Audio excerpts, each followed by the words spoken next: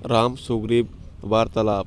राम ने सुग्रीव से कहा, हे सुग्रीव, मुझे बताओ कि वह भयंकर रूपधारी राक्षस मेरी प्राणेश्वरी सीता को लेकर किस दिशा में गया है।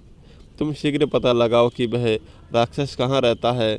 वानर राज धोखे में डालकर और मेरा अपमान करके मेरी प्रियतमा को अपहरण करने वाला वह निशाचर मेरा घोर शत्रु है। मैं आज ही उसका वध करके सीता को मुक्त कराऊंगा। राम के शोक से पीड़ित वचन को सुनकर सुग्रीव ने उन्हें आश्वासन दिया, हे राम, मैं नीच कुल में उत्पन्न उस पापात्मा राक्षस की शक्ति और गुप्त स्थान से परिचित नहीं हूँ, किंतु मैं आपको विश्वास दिलाता हूँ कि मैं शीघ्र ही ऐसा यत्न करूँगा कि मिथिलेश कुमारी सीता आपको मिल जाए। अतः आप धैर्य धारण करें। इस प्रकार से व्याकुल होना व्यर्थ है। व्याकुल होने पर मनुष्य की बुद्धि गंभीर नहीं रह पाती। आपको इस प्रकार से अधीर होना शोभा नहीं देता। मुझे भी पत्नी के विरह का महान कष्ट प्राप्त हुआ है, तथापि मैं पत्नी के लिए निरंतर शोक नहीं करता।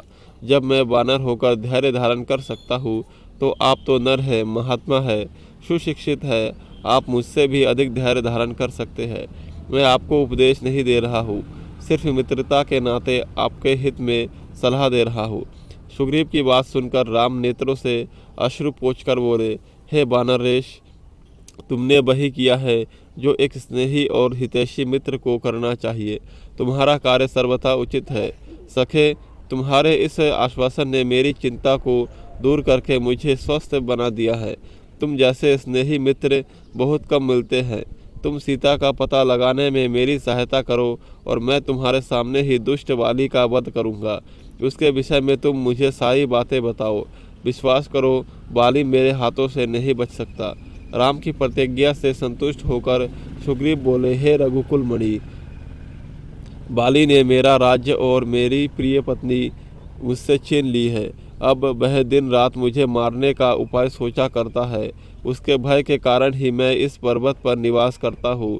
उससे ही भयभीत होकर मेरे सब साथी एक एक करके मेरा साथ छोड़ गए हैं। अब ये केवल 4 मित्र मेरे साथ रह गए हैं।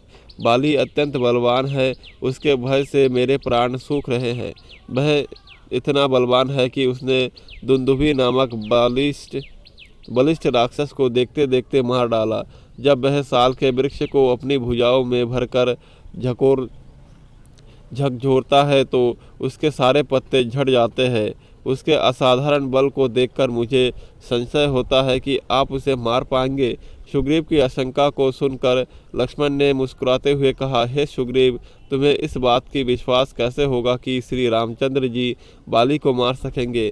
यह सुनकर सुग्रीव बोला, सामने जो साल के 7 वृक्ष खड़े हैं, उन 7 को एक एक करके बाली ने भींदा है।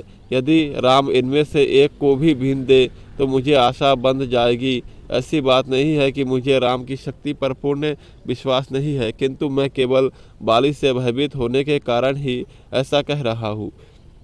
सुग्रीव के ऐसा कहने पर राम ने धनुष पर प्रत्यंचा चढ़ाई और बाण छोड़ दिया, जिसने भीषण टंकार करते हुए एक साथ 7 साल वृक्ष को और पर्वत शिखर को भी बींध डाला।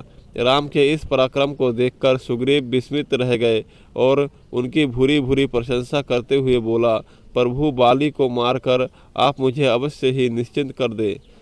दोस्तों, अगर वीडियो अच्छी लगी है तो वीडियो को लाइक और चैनल को सब्सक्राइब करें और ऐसे ही राम कथा सुनने के लिए हमारे चैनल पर जाएं। आपको क्रमबद्ध तरीके से राम कथा की वीडियोस मिलेंगी।